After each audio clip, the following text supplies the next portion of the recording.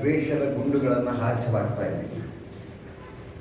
ವ್ಯಕ್ತಿಗಳನ್ನು, ಆದರ್ಶಗಳನ್ನು, ಕನಸುಗಳನ್ನು ಒಂದು ಆವರಣದೊಳಗೆ ತೊಡಗಿ ಆ ಕನಸುಗಳಿಗೆ ಚಲನೆ ಇಲ್ಲದಂತೆ ಜಡತ್ವವನ್ನು ಅಥವಾ ಗೋರಿ ಕಟ್ಟುವಂಥ ಕೆಲಸಗಳು ನಡೀತಾ ಇದ್ದಾವೆ.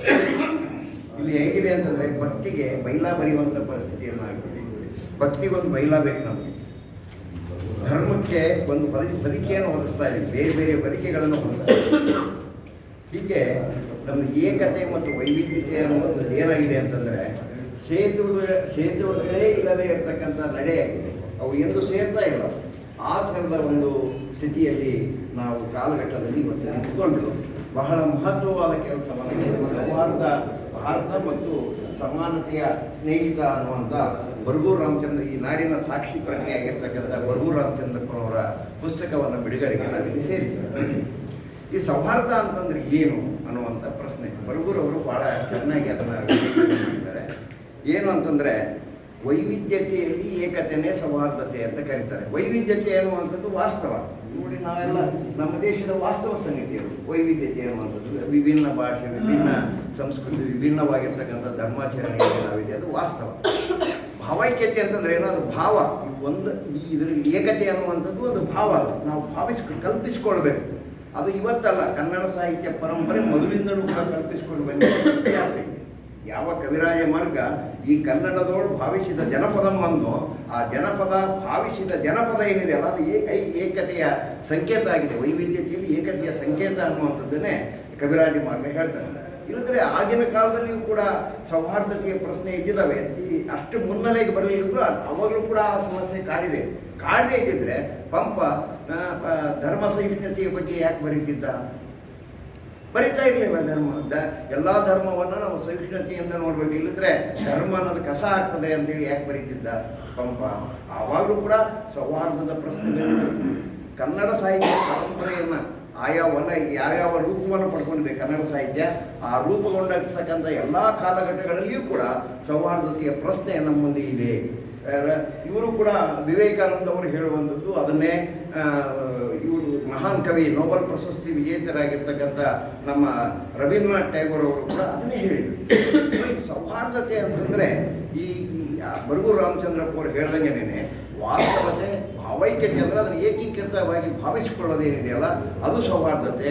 ಅದನ್ನು ಭಾವೈಕ್ಯತೆ ಅಂತಾರೆ, ಅದನ್ನು ಸೌಹಾರ್ದತೆ ಅಂತಾರೆ, ಮತ್ತು ಭಾರತೀಯತೆ ಅಂತಲೂ ಕೂಡ ಅದನ್ನು ಕರೀತಾರೆ ಅನ್ನುವಂಥದ್ದು ಬರಗೂರು ರಾಮಚಂದ್ರಪ್ಪನವರ ವಿವೇಚನೆ. ಈ ಹಿನ್ನೆಲೆಯನ್ನು ಇಟ್ಕೊಂಡು ಈ ಪುಸ್ತಕವನ್ನು ಅವರು ಬರೆದಿದ್ದಾರೆ. ಮತ್ತು ಹೇಗೆ ನಮ್ಮ ಪರಂಪರೆಯ ದಾರ್ಶನಿಕರು, ತತ್ವಜ್ಞಾನಿಗಳು, ಸೂಫಿ ಸಂತರು ಇವರೆಲ್ಲ ಹೇಗೆ ಅದನ್ನು ಪ್ರತಿಪಾದನೆ ಮಾಡ್ತಾ ಬಂದರು, ಮತ್ತು ನಮಗೊಂದು ಸೌಹಾರ್ದತೆಗೆ ಒಂದು ಐಕಾನನ್ನು ಕೊಟ್ಟು ಹೋದರು ಅನ್ನುವಂಥದ್ದು ಕೂಡ ಪುಸ್ತಕದಲ್ಲಿ ಅವರು ವಿವೇಚನೆ ಮಾಡಿದರು. ಪುಸ್ತಕದ ಸಂಪೂರ್ಣ ಮಾಹಿತಿ ಬಗ್ಗೆ, ಪುಸ್ತಕದ ಬಗ್ಗೆ ಮಾತಾಡ್ತಾರೆ.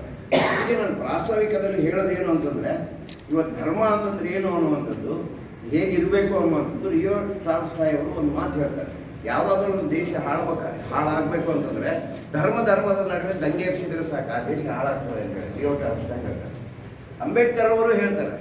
ಏನು ಹೇಳ್ತಾರೆ ಅಂತಂದರೆ, ಸಂವಿಧಾನ ಒಳ್ಳೆಯವರ ಕೈಯಲ್ಲಿದ್ದರೆ ಒಳ್ಳೇದು ಮಾಡ್ತದೆ, ಕೆಟ್ಟವರ ಕೈಯಲ್ಲಿದ್ದರೆ ಸಂವಿಧಾನವೂ ಕೆಡ್ತದೆ. ಆವಾಗ ನಾವು ಅದನ್ನು ಸುಡುವಂಥ ಒಂದು ಸ್ಥಿತಿ ನಿರ್ಮಾಣ ಆಗ್ತದೆ ಅಂತೇಳಿ ಅಂಬೇಡ್ಕರ್ ಅವರು ಕೂಡ ಹೇಳ್ತಾರೆ. ಅಂದರೆ ಇಲ್ಲಿ ಅರ್ಥ ಏನು ಅಂತಂದರೆ, ಧರ್ಮದ ಮೂಲ ತತ್ವವನ್ನೇ ಕೈಬಿಟ್ಟು, ನಾನು ಹೇಳಿದ್ನಲ್ಲ ಭಕ್ತಿಗೆ ಬೈಲ ಬರೆಯುವಂಥ ಕಾಲಘಟ್ಟದಲ್ಲಿ ನಾವಿದ್ದೀವಿ ಅಂತಂದರೆ, ಧರ್ಮದ ಮೂಲ ನೆಲೆಯನ್ನು ಹೊರಗೊಳಿಸಿ ಆ ಧರ್ಮವನ್ನು ಆರ್ಥಿಕ ಮೌಲ್ಯದ ಕಫನ್ ಹಾಕಿ ಅದಕ್ಕೆ ಮತ್ತೇನಪ್ಪ ಅಂತಂದರೆ ಅದನ್ನು ಅಧಿಕಾರಶಾಹಿ ಧ್ವತಕ್ಕೆ ಬಳಸಲಿಕ್ಕೆ ಉಪಯೋಗ ಮಾಡ್ತಕ್ಕಂಥ ಒಂದು ಅಸ್ತ್ರ ಈ ದೇಶದಲ್ಲಿ ಧರ್ಮ ಆಯಿತು ಅಂತಂದರೆ ಅದು ದೇಶ ಹಾಳಾಗದೆ ಇರಲಿಕ್ಕೆ ಸಾಧ್ಯ ಇಲ್ಲ. ಅದು ಆಗಿದೆ ಕೂಡ, ಈಗ ಮಾಡ್ತಾ ಇರೋದು ಅದನ್ನೇ. ಹಾಗಾಗಿ ನಮ್ಮ ಕನಸುಗಳು, ನಮ್ಮ ಆದ್ಯತೆಗಳು, ಪಲ್ಲಟಗಳು ಅಂದರೆ ನಾವು ಸಮಾನತೆಯ ಬಗ್ಗೆ ಸಾಹಿತ್ಯಗಳು ಸಾಕಷ್ಟು ಕವಿತೆಗಳನ್ನು ಬರೀತಿದ್ವಿ, ಸಮಾನತೆಯ ಬಗ್ಗೆ ಸಾಕಷ್ಟು ಮಾತಾಡ್ತಾ ಇದ್ವಿ. ಆದರೆ ಇವತ್ತೇನಾಗಿದೆ ಅಂದರೆ ಅದು ಪಲ್ಲಟಗೊಂಡಿದೆ. ಇವತ್ತು ಸೌಹಾರ್ದತೆ ಮುನ್ನೆಲೆ ಬಂದಿದೆ. ಸೌಹಾರ್ದತೆ ಇದ್ದರೆ ಮಾತ್ರ ನಾವು ಸಮಾನತೆಯನ್ನು ಸಾಧಿಸಲಿಕ್ಕೆ ಸಾಧ್ಯ. ಸೌಹಾರ್ದತೆ ಇಲ್ಲ ಅಂದರೆ ಸಮಾನತೆಯಿಂದ ಸಾಧ್ಯ ಆಗೋದಿಲ್ಲ ಅನ್ನೋದಕ್ಕೆ ಸಮಾನತೆ ಸೆಕೆಂಡ್ರಿಯಾಗಿ ಸೌಹಾರ್ದತೆ ಅನ್ನುವಂಥದ್ದು ಮುನ್ನೆಲೆಗೆ ಬಂದಿದೆ. ಬರೀ ಈ ದೇಶದ ಜನ ಸುಖ ಶಾಂತಿಯಿಂದ ಬದುಕಬೇಕು ಅಂತಂದರೆ ಒಂದು ಸೌಹಾರ್ದಯುತವಾದ ಬಾಳುವೆಯನ್ನು ನಡೆಸಲಿಕ್ಕೆ ಬೇಕಾದಂಥ ಒಂದು ವಾತಾವರಣವನ್ನು ನಾವು ರೂಪಿಸಬೇಕಾಗಿದೆ ಅನ್ನುವಂಥದ್ದು ಮುಖ್ಯ. ಧರ್ಮದ ಬಗ್ಗೆ ವಿವೇಕಾನಂದ ಅವರು ಸ್ಪಷ್ಟವಾಗಿ ಹೇಳಿದ್ದಾರೆ. ನೀವು ಧರ್ಮ ಸಹಿಷ್ಣುತೆಯ ಬಗ್ಗೆ ಹೇಳಿದ್ದಾರೆ, ಅಂಬೇಡ್ಕರ್ ಅವರು ಧರ್ಮ ಸಹಿಷ್ಣುತೆ ಬೇರೆ. ವಿವೇಕಾನಂದ ಅವರು ಹೇಳಿದ ಎಷ್ಟೋ ಮಾತುಗಳು ಸಂವಿಧಾನದಲ್ಲಿ ಕೂಡ ರಿಪೀಟ್ ಆಗಿದೆ, ಸಂವಿಧಾನದ ಛಾಯೆಯಲ್ಲಿ ಕಾಣಿಸ್ತಾರೆ. ವಿವೇಕಾನಂದ ಅವರು ಹೇಳ್ತಾರೆ, ನೀನು ಬೇರೆ ಧರ್ಮವನ್ನು ಸಹಿಷ್ಣುತೆಯನ್ನು ಕಾಣಲಿಲ್ಲ ಅಂತಂದರೆ ನೀನು ಬದುಕಕ್ಕೆ ಸಾಧ್ಯ ಇಲ್ಲ ಅಂತ ಹೇಳ್ತಾರೆ. ಅಂಬೇಡ್ಕರ್ ಕೂಡ ಹೇಳ್ತಾರೆ, ಯಾವಾಗಲೂ